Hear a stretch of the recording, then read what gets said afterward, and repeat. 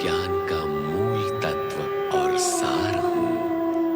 मैं ओंकार हूं। दोनों की कठोर तपस्या से प्रसन्न हो शिव प्रकट होकर वरदान मांगने के लिए कहते हैं तो वे शिव को वहीं ज्योतिर्लिंग के रूप में स्थापित होने के लिए याचना करते हैं। शिव केदारेश्वर ज्योतिर्लिंग के रूप में वहां स्थापित हो जाते हैं और घोषणा करते हैं कि द्वापर युग में नर अर्जुन व नारायण कृष्ण का रूप धारण कर प्रकट होंगे।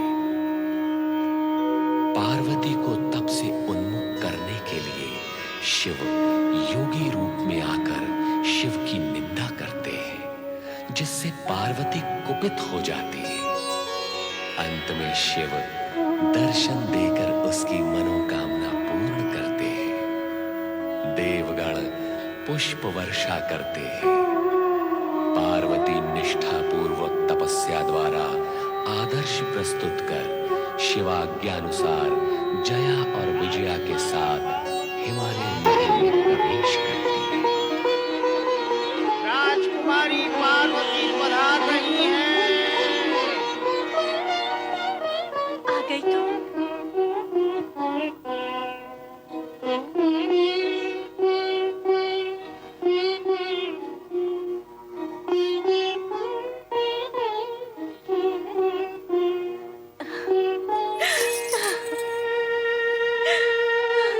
मेरी बेटी, माते, मेरी पुत्री।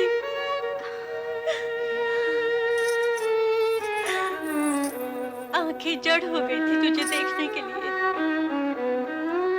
हाँ पुत्री, तुम आई हो तो ऐसा प्रतीत होता है जैसे इस राजभवन में और हमारे जीवन में पुनः प्रकाश लौट आया है।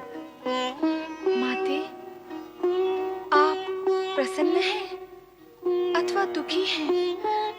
प्रयत्न तो मैं प्रसन्न होने का कर रही हूँ, पर भावावेश में मन भर आया है। बेटी, ये प्रसन्नता के आंसू हैं। बहुत दिनों बाद देख रही हूँ ना तुझे। अब बस करो महारानी, भविष्य में अपनी पुत्री को देने के लिए कुछ तो ममत्व और वात्सल्य शेष रखो। माँ के मन में ममता का महासागर होता है स्वामी, और सागर कभी रिक्त नहीं होता। हाँ महारानी, सत्य कहती हो। पार्वती, तुम और तुम्हारी दोनों सखियां अत्यंत प्रसन्न दिख रही हो। और तुम तीनों को प्रसन्न देखकर हम दोनों प्रसन्न हैं। बात ही प्रसन्नता की है महारानी। पार्वती कितने समय से कितना कठोर तप कर रही थी, आज उसकी तपस्या सफल हो गई। सत्य कह रही हो? हाँ महाराज, स्वयं भगवान शिव ने पार्वती की शिव भक्ति की परीक्षा ली और विवाह की स्वीकृति भी प्रदान की। अब किसी भी समय पार्वती की विवाह के लिए उनका संदेश आ सकता है। यदि उनका संदेश आएगा तो हम उसका स्वागत करेंगे। हाँ पिताश्री, हमारी प्यारी बहन का विवाह है, ये तो बहुत प्रसन्नता का विषय है। बिना के तुम? हाँ पिताश्री। जया विजया, जाओ अपनी सखी को ले जाओ और इसे राजसी वस्त्रों से सजा दो। जाओ पुत्री।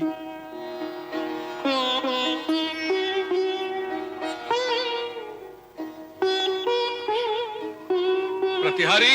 जी महाराज। हाँ, मंत्री को बुलाओ। जो आज्ञा महाराज। पिताश्री, पार्वती की अनुपस्थिति हम सब के लिए असहनीय थी। आज उसके लौट आने से मन अत्यंत प्रसन्न हो गया। महाराज की जय हो। मेरे लिए क्या आज्ञा है महाराज? हाँ मंत्री, हमारी पुत्री पार्वती अपनी तपस्या पूर्ण करके लौट आई है। हम चाहते हैं इस उपलक्ष्य में हमारे समस्त राज्य में एक उत्सव का आयोजन किया जाए। आपकी आज्ञा का पालन होगा महाराज। माताश्री, इस प्रसन्नता के सुअवसर पर आप इतनी अप्रसन्न और चिंतित क्यों हैं? मुझे चिंता है अपनी पुत्री की।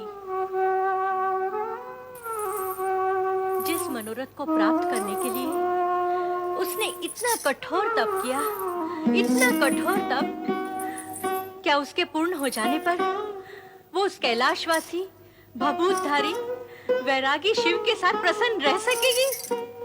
आपकी चिंता निराधार है माँ। आप इस चिंता को भूल जाइए। हमें तो पार्वती के सुख में ही अपना सुख ढूंढ लेना चाहिए। और आप निश्चिंत रहें। हमें पूरा विश्वास है कि यह निर्णय पार्वती के भले में ही है। हाँ महारानी, अपने पुत्र की बात मानकर अपनी पुत्री के विषय में सोचो। कितने समय पश्चात हमारी पुत्री लौटकर आई है। इन सुखद क्षणों को व्यर्थ नष्ट मत करो महारानी। आओ हम सब मिलकर हर्षोल्लास मनाएं।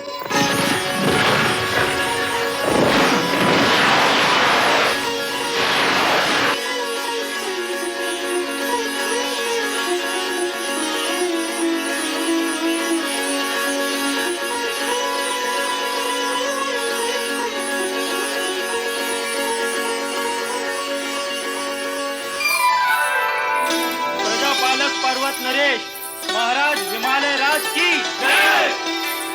दया निधि गौ रक्षक प्रतिपालक महाराज हिमालय राज की जय।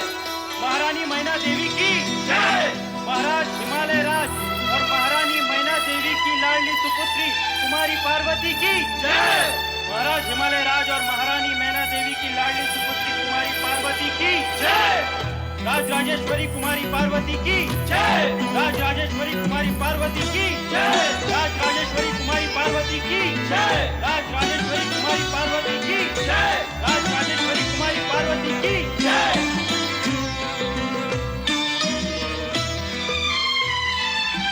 प्रिय सभासदों, राज्य के अधिकारियों एवं माननीय अतिथिगण, जैसा कि आप सभी को ज्ञात है कि हमारी पुत्री पार्वती एक अंतराल के पश्चात अपना धार्मिक अनुष्ठान पूर्ण करके लौटी है। इसी उपलक्ष्य में हमने इस हर्षोल्लास के कार्यक्रम का आयोजन किया है। हमें आशा है कि आप सभी शुभ चिंतकों के आशीर्वाद व कामना से हमारी पुत्री का अनुष्ठान फलीभूत हो जाए। इस हर्षोल्लास की बेला में हमने नृत्य, गान एवं स्वांग का आयोजन किया है। हमें निस्संदेह आशा है ये सभी कार्यक्रम आपको मंत्रमुग्ध कर देंगे। ओम तत्सत, ओम तत्सत, ओम तत्सत। प्रजापालक हिमालय राज की जय बोलो। राज राजेश्वरी मैना रानी की जय बोलो। प्रजा प्रिय युवराज मैना की जय बोलो। प्रियदर्शी राजकुमारी पार्वती की जय। पुत्री के अनुष्ठान से हर्षित होकर आपने सभी को इस हर्षोत्सव में सम्मिलित किया।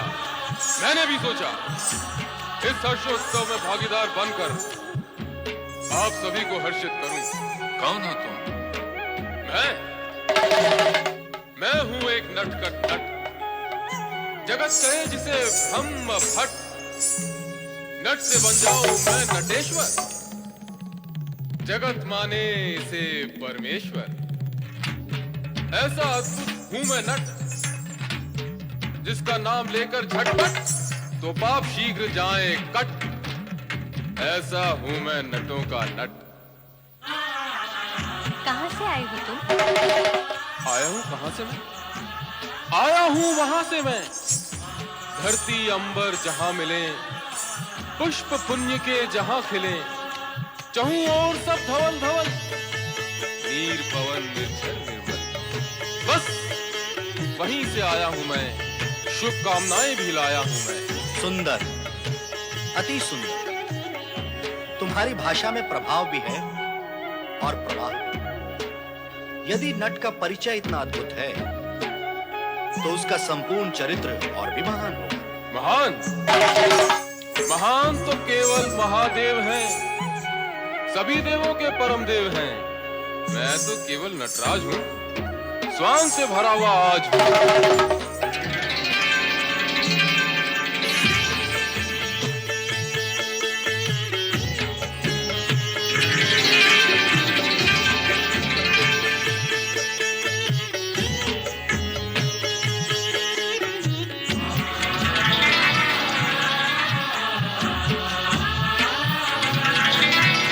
नटराज, तुम महादेव के भक्त भी हो, महादेव का भी और महादेवी का भी।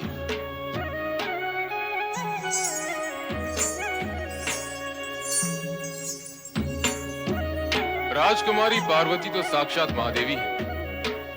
सुंदर वस्त्रों और आभूषणों से कैसा सुंदर रूप निखर आया है। सलोने मुख पर खिलते फूलों से मुस्कुराहट, माथे पर नागिन सी बल खाती लट,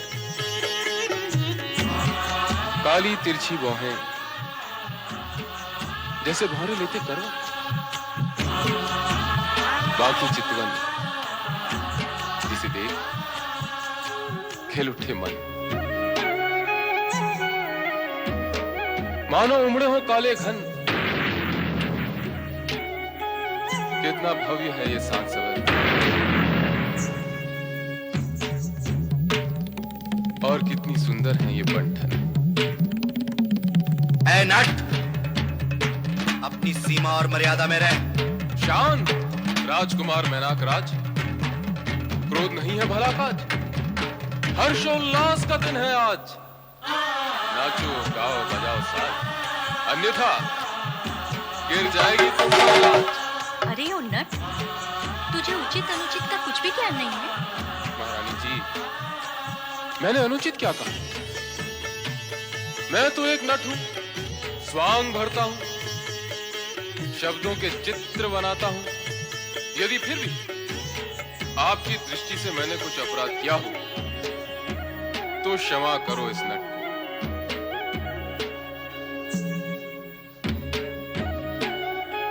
क्यों राजकुमारी पार्वती जी, अब आप ही कहें, मुझसे क्या कोई धृष्टता हुई? आपने मेरा रूप देखा ना, नट का रूप। मैंने भी तो आपका रूप देखा, महादेवी का रूप। जो मैंने देखा वो कहा, अब आप भी वही कहें जो आपने देखा। क्यों? मैंने क्या कुछ अनुचित कहा? अनुचित तो ना मैं करता हूं न देखता हूं, और जो देखते करते हैं उन्हें दंड भी देता हूं।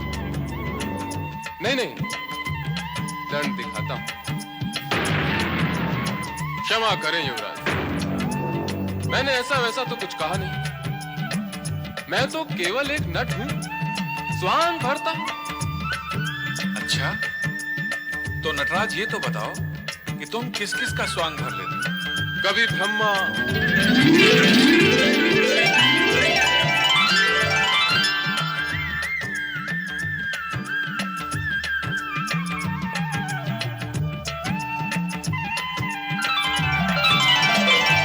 कभी विष्णु,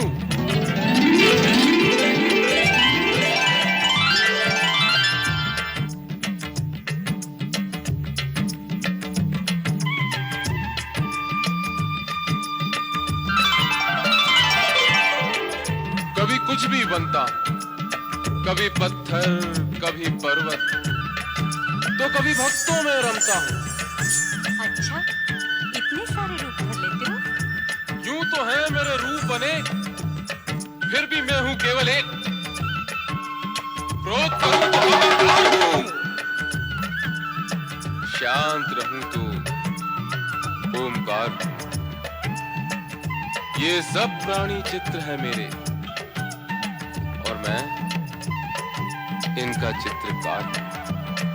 नटराज, तुम अद्भुत, उत्तम रूपकार, चित्रकार और कलाकार। तुमने हम सभी को अपनी शब्द चित्रकारी और वाणी कौशल से प्रसन्न किया है। तुमने हम सबका मनोरंजन किया है। तुम पुरस्कार के अधिकारी हो। हम भी तुम्हें प्रसन्न करेंगे। जी महाराज। नहीं,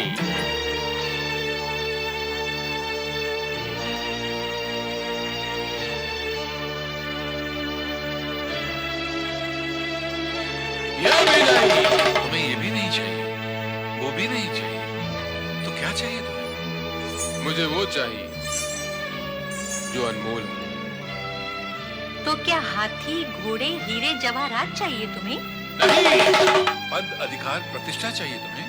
नहीं महाराज नहीं, मुझे ये सब कुछ नहीं चाहिए। स्पष्ट शब्दों में कहो, क्या चाहिए तुम्हें? मुझे वो चाहिए जो आपको सबसे अधिक प्रिय है। अरे वाचाल, मुझे सबसे प्रिय तो मेरी पुत्री पार्वती है। आपकी वही प्रिय और सुंदर पुत्री पार्वती मुझे चाहिए।